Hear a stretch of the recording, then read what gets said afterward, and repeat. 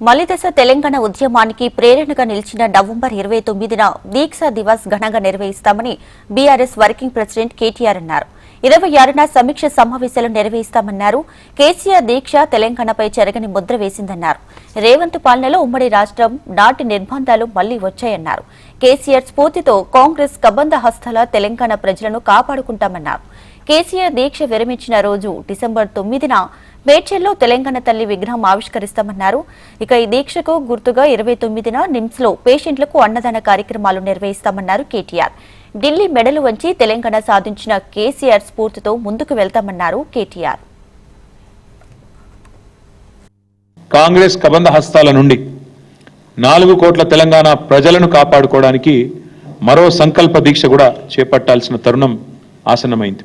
ఆనాడైనా ఈనాడైనా ఏనాడైనా తెలంగాణకు పెద్దలు ప్రొఫెసర్ జయశంకర్ గారు ఇప్పుడు చెప్పేది స్వీయ రాజకీయ అస్తిత్వమే శ్రీరామ రక్ష అని చెప్పేది.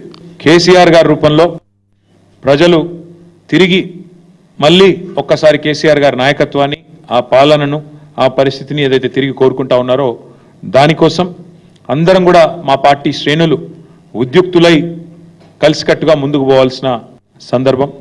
29 నవంబర్ మా అన్ని జిల్లా పార్టీ కార్యాలయాల్లో పెద్ద ఎత్తున దీక్షా దివస్ కార్యక్రమాన్ని నిర్వహించబోతా ఉన్నాం.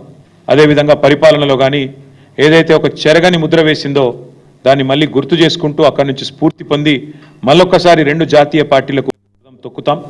29 నవంబర్ నాడు దీక్షా దివస్తో తెలంగాణ వ్యాప్తంగా మా పార్టీ శ్రేణులు ఎక్కడికక్కడ కదం తొక్కాలని చెప్పి కూడా విజ్ఞప్తి చేస్తూ ఈ కార్యక్రమానికి అన్ని జిల్లాలకు కూడా సీనియర్ నాయకులను ఇన్ఛార్జీలుగా నియమిస్తా ఉన్నాం.